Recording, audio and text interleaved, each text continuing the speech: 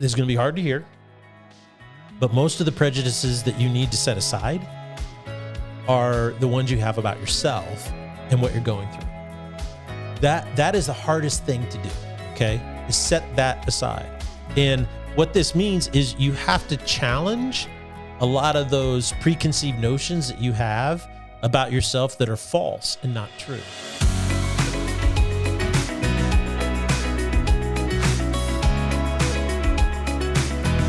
Welcome, everybody, to the Salty Pastor Podcast. Our goal is to coach you up in your faith because it's what you think, what you believe, what you know that makes the difference in your life. It's not what anybody else thinks or knows or tells you what to do that's really going to ultimately make any difference in your life. What helps you in your life is when you grow yourself, when you do the work, when you get down to the nitty gritty and say, this is my code of honor, especially if you're a guy.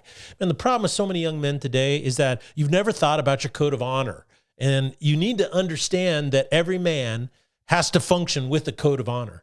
And when you clarify what you believe and why you believe it, when you know what your core values are, it's really easy to have a code of honor.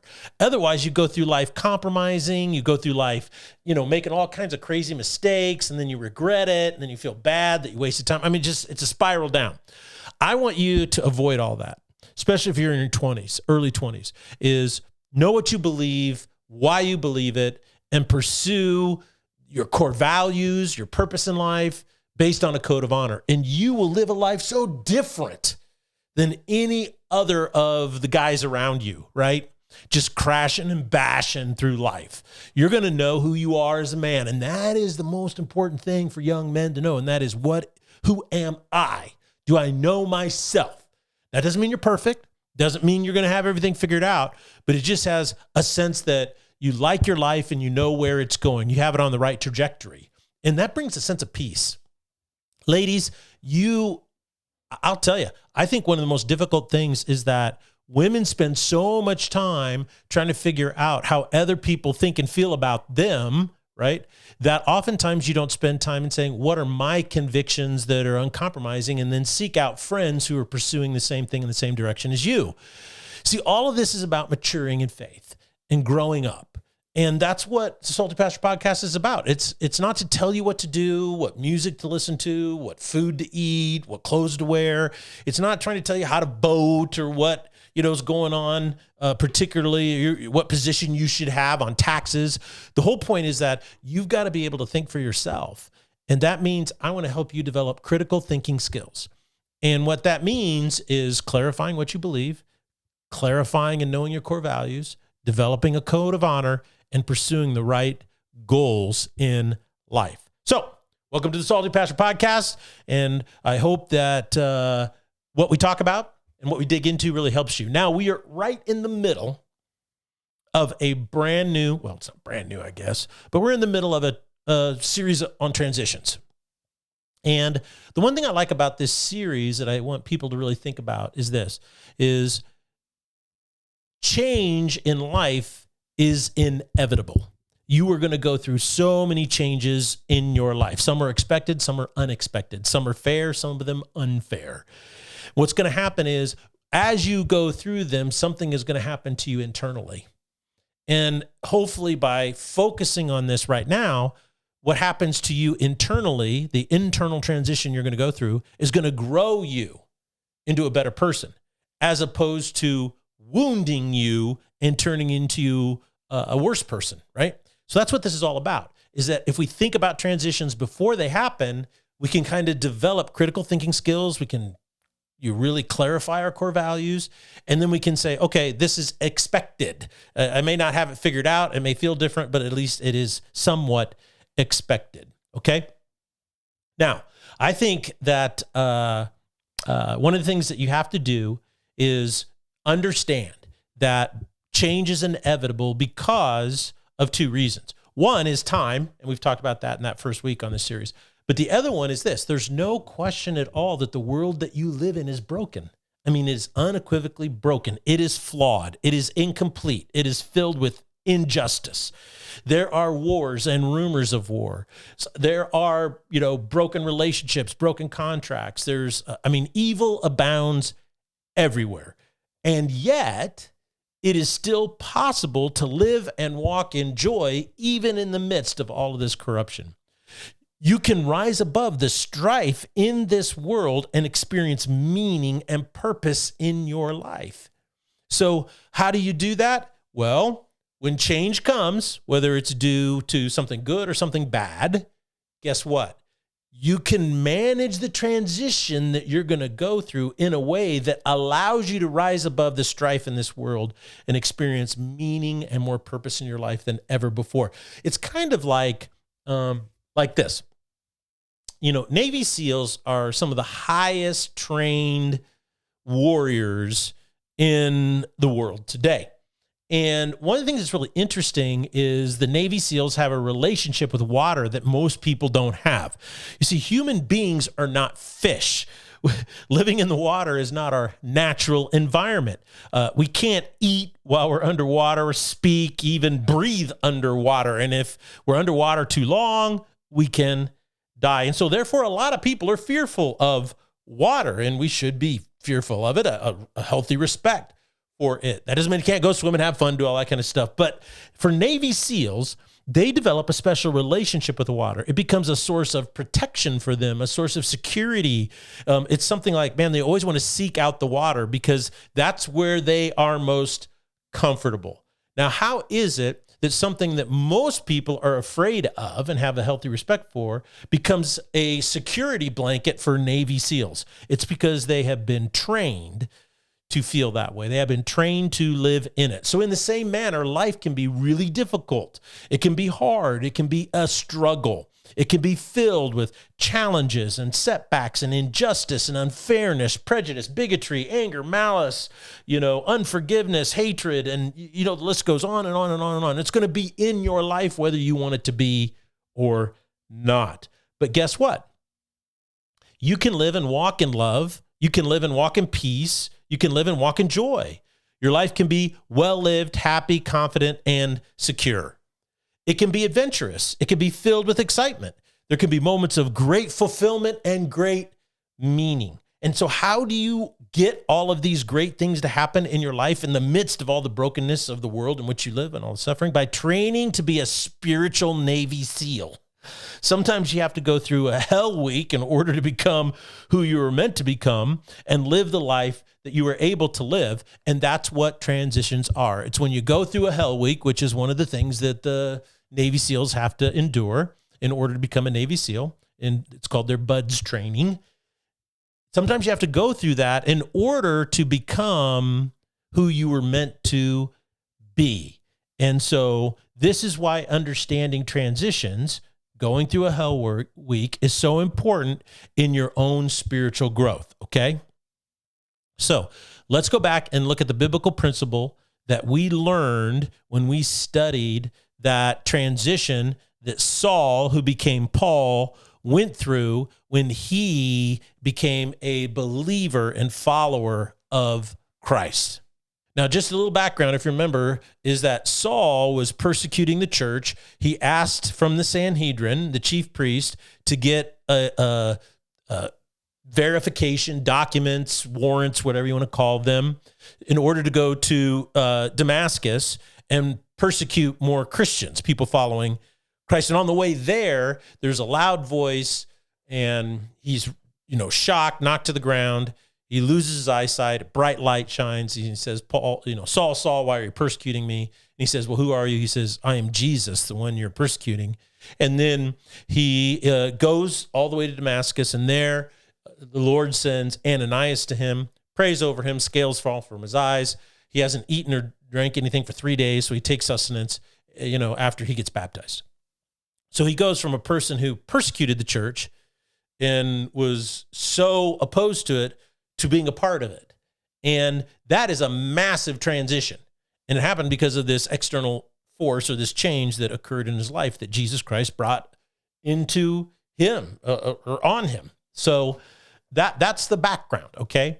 And what we really pulled from that, and you can listen to Tuesday's episode if you like, is this.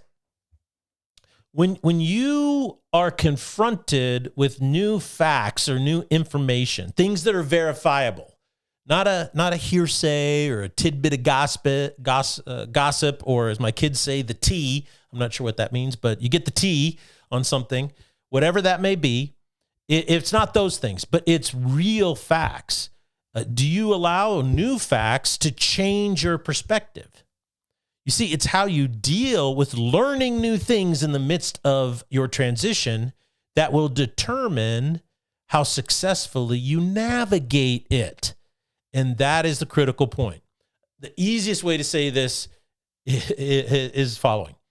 How open are you to learning when you are stressed out? When we get stressed out, are you open to learning things, or does your emotional response control how you think? Do your feelings become more important than the facts?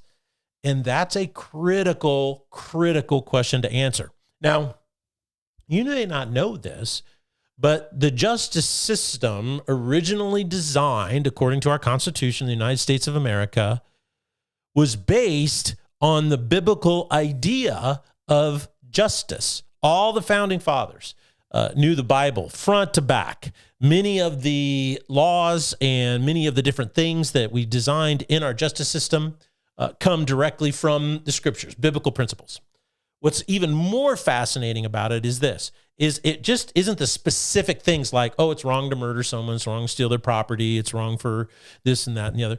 But what's interesting is the way in which you determine the facts and the way in which you determine right and wrong is also something that comes directly from the scriptures. And what's fascinating to me is when you go back and you look at the derivation or the genesis of how our legal system was developed here in the United States of America, is Lady Justice always has scales in her hands. She always has a sword in the other hand, and she also has a blindfold over her eyes. Now, what is symbolic of these three things that are so critical? And what does that have to do with transitions in your own life? Well, it has a lot to do with it, and let me tell you why. Number one is the sword is always about truth. The scripture is about, is often called the sword of truth. So it's about truth.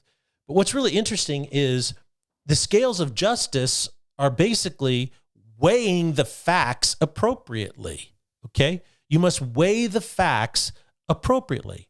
For instance, if somebody is being charged with murder and all you have is circumstantial evidence, you don't have what is commonly known as a smoking gun, an eyewitness or DNA or something very specific. It's just basically circumstantial evidence. Then it's very hard to convict somebody of murder one, as it should be. Why? Because circumstantial evidence doesn't have the weight it needs to make that conclusion, okay, beyond a reasonable doubt. Well, this is a biblical principle. You see, this is a big biblical principle. There's other biblical principles. She wears a blindfold, right? Well, it shouldn't matter who is making the charge. It shouldn't matter who the charge is brought against. What matters is what is true. So we should lay aside all of our biases. We should, lay aside all of our prejudices, all of the preconceived notions that we have about certain things. We should lay those things aside.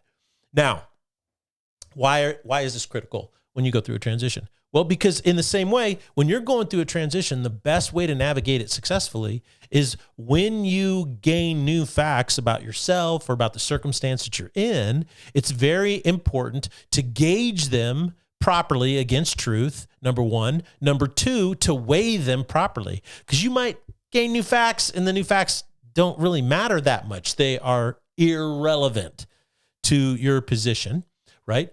And third is that you should blindly, in other words, you should set aside your own prejudices.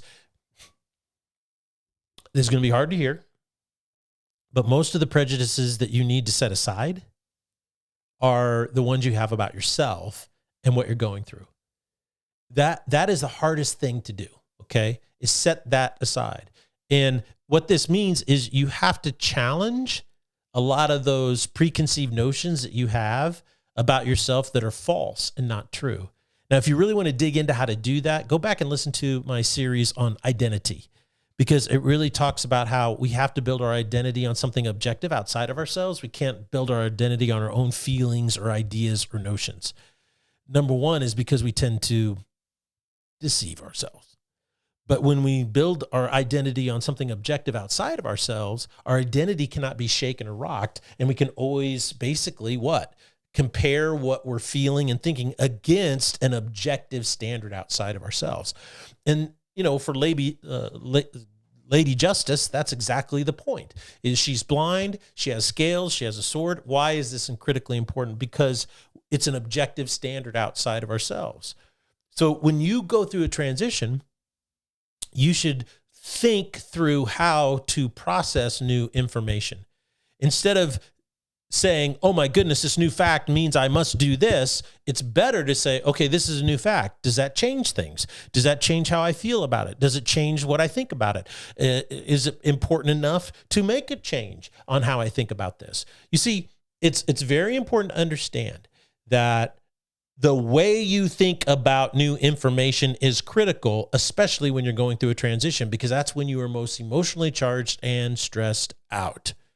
So let's talk about some of the basic responses that people have when they go through a transition on how they deal with new facts. Let's dig into that here real quick. Let's talk some serious turkey.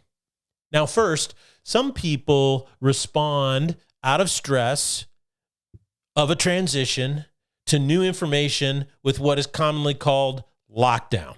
They're not interested in new facts. They are not interested in a new perspective. And there's nothing you're going to say, there's nothing you're going to do that is going to deter them for their preconceived notion, right? Hey, where there's smoke, there's fire. So if I smell smoke, then that must mean something's going on, even when you realize that the facts don't make that conclusion. But some people are so stressed out that they lock down. We talked about this on Tuesday a little bit about anchor bias that economists talk about, and confirmation bias is that you only want facts that support your preconceived notion. This is an emotional response to new information. It is not a critical thinking response. It's not a rational response. And so this is why often innocent people end up getting scorched in this world today. They get canceled. They get locked out. They get, you name it, things happen to innocent people all the time.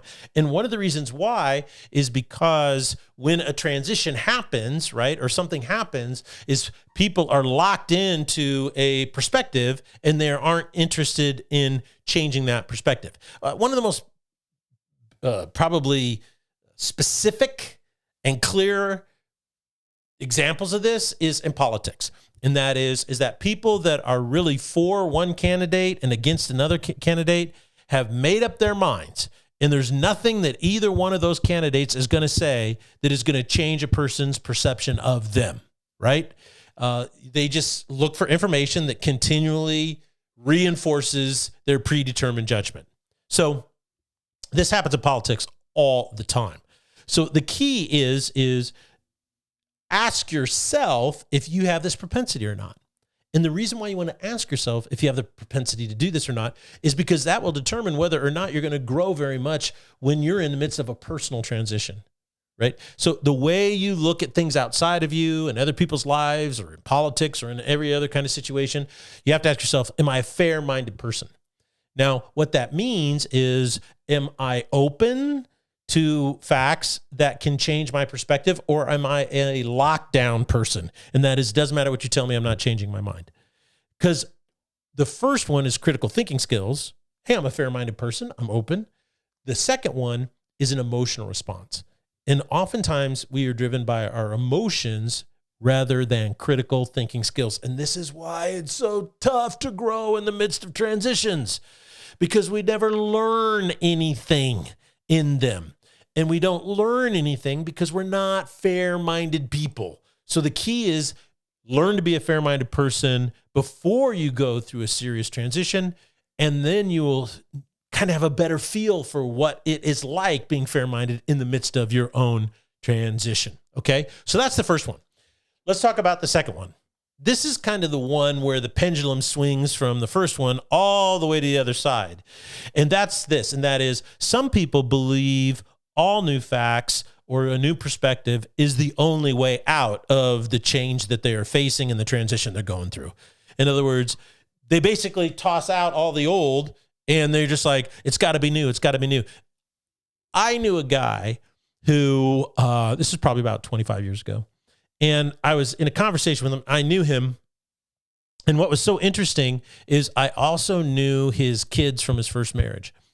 And his kids from his first marriage said, the guy you know is not the guy that we knew growing up. They're totally different people, 100%.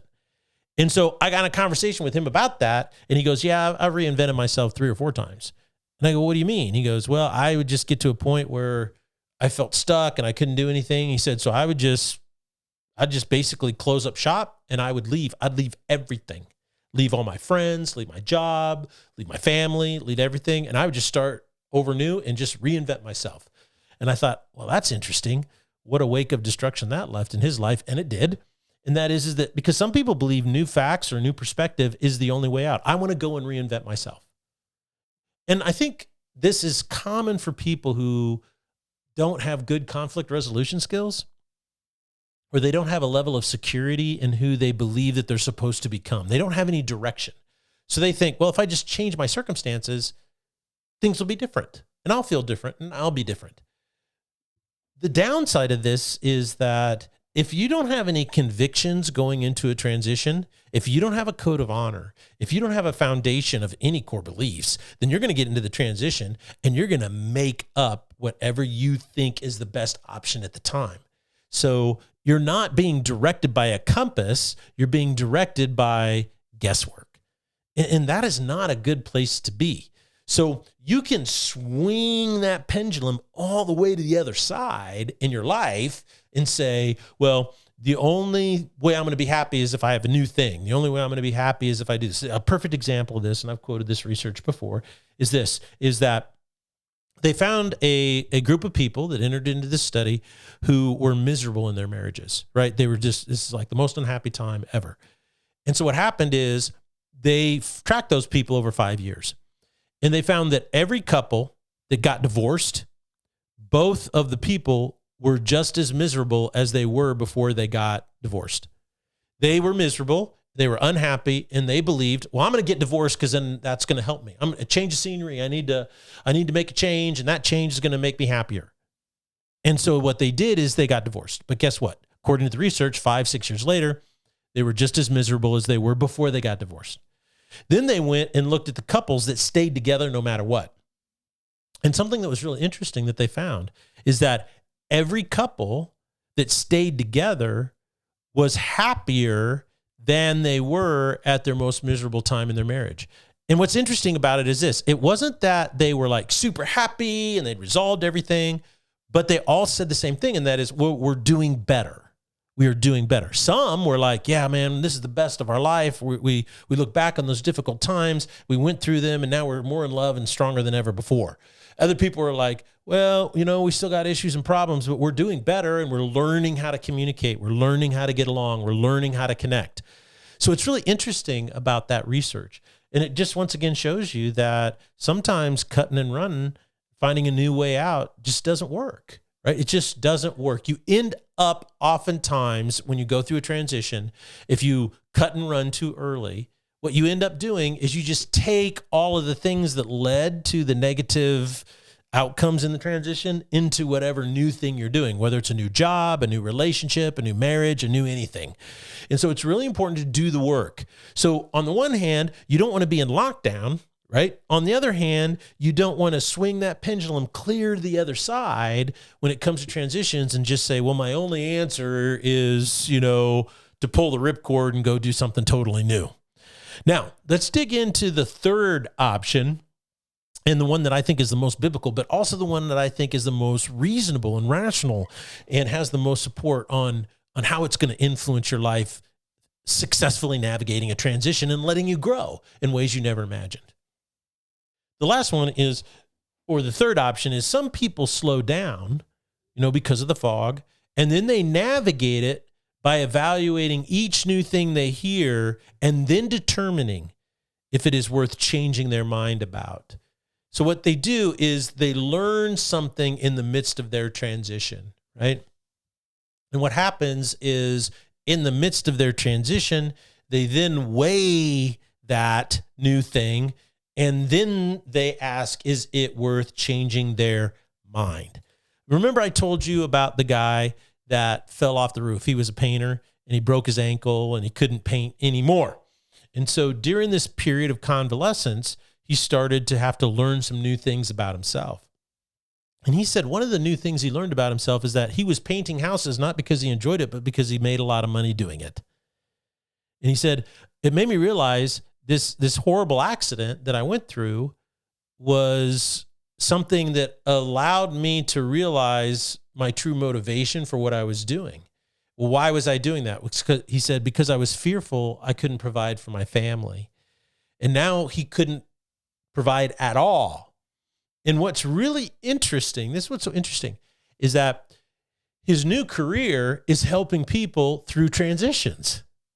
You see, he took the worst thing that happened to him and he learned something about himself in the process. He learned what helped him get through it. And now he is a transitions coach for other people going through transitions, and he's making a great living at it. Isn't that an amazing story? Now, how did that happen? Well, he was able to slow down. Obviously, that slowing down was probably forced on him because he couldn't walk. But what happened is he started to navigate it by evaluating himself. He learned things about himself. If you remember, he had a really close friend that told him that, he knew it was a bad idea to climb up on the roof. And he goes, I knew it was a bad idea. Why did I do it anyway? And then this ended up happening. So it wasn't an issue of like assessing blame. It was just an issue of evaluating what was my decision-making process up to that point.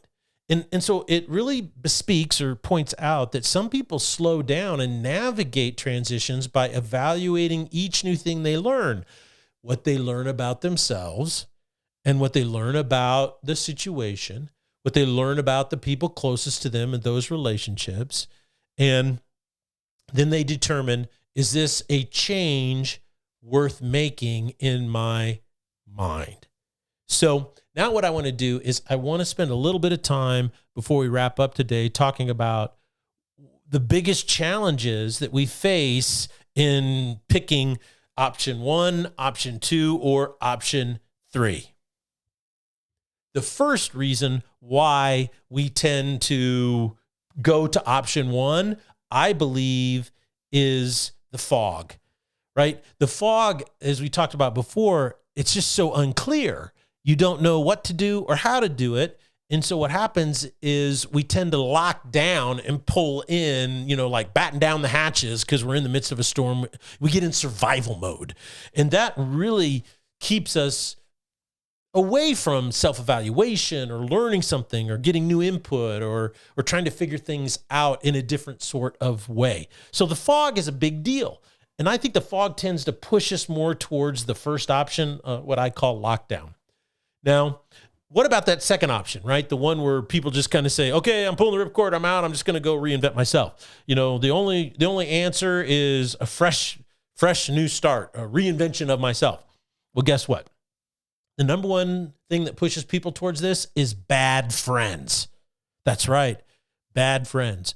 I cannot tell you over the last 38 years as a pastor how many people came in, they got divorced, and they regretted it, and I asked them why, and they said, well, all my friends were divorced. Bad friends corrupt good morals. Book of Corinthians. Happens every time. The difficulty is we tend to pick friends based on who we think likes us or who accepts us. We don't pick friends based on who's really good for us. I don't know why that is. I think part of the reason why we do this is because we're in need of affirmation for the way that we are. And so what we do is we look for people that we believe like us. They may not even like us, but we believe that they like us. And so we're around them. We laugh, we have fun, whatever, because we feel there's a chemistry there. And that's what's really interesting, because you think about it, it's very similar to love and romance, is that I've talked to a lot of women who said, man, I have this really nice guy. He's so awesome. He's one of my best friends. I love him, but I just don't love him in that way. And I go, what do you mean? It's like, well, I don't have that chemistry. I don't have that fire. I don't have that thing. And I go, well, once you get married, that thing that you want, that zip, goes away after 36 months. It's just called tachyphylaxis. It's a neural response of your brain. And so it's better to marry your best friend and someone you love and you want to be committed to in your entire life than someone who makes you feel all ooey gooey inside. Now, I know some of you are going to hammer me for saying it that way, but that's okay. I'm the salty pastor. I like to say the way it is. If you pass it over to your friendships, you do the same thing. A lot of your friends that you have are just not good for you. They are not people that you want to get marriage advice from. Don't go out with all your divorced best friends on a hunting trip, and listen to them for marriage advice. You don't want to do that. Don't go out with your girlfriends, for mimosas and brunch at the club, who are all divorced, and talk about your marriage. It's not a good idea. In the same way, if you're going through any type of transition, right? Let's say you're going through a transition where your business is going bankrupt, or you're having to change jobs, or you're having new kids added to your family. It doesn't matter what transition you're going through. Talk to people and spend time with people who have successfully navigated the transition, people who have grown more mature, people who are stronger. They're more confident. They're more courageous about who they are and where they're going because they successfully navigated a transition. Some pastors have said this forever, and that is, you're basically the average of your 5 closest friends. So pick your friends well. And on a side note, if you're a parent and you're listening to this and you have kids at home, your most important job is to pick your kids' friends. That's right. Pick your kids' friends. Make good friendships happen with good families, with good kids. It's not a guarantee, but that's a very important job to have. Okay. This is it on this episode of The Salty Pastor. I hope you learned some things. I certainly enjoyed talking about them with you, and I hope that you would go to our YouTube channel, The Salty Pastor, and you'd like and subscribe, and go to our website, because The Salty Pastor is going off into its own completely separate ministry apart from the church, and so it's going to incur all of the expenses and all the support. The church has been phenomenal in supporting this over the last few years, but now it's time to kind of have them go kind of have just a break between the two, and Salty Pastor needs to stand on its own 2 feet so it is not a burden to the church in any way, shape, or form. So, love for you to go there and support. Go to our website. You can click on the donate button, and it'll come directly to the Salty Pastor. This is Salty Pastor signing out, and remember, always think for yourself.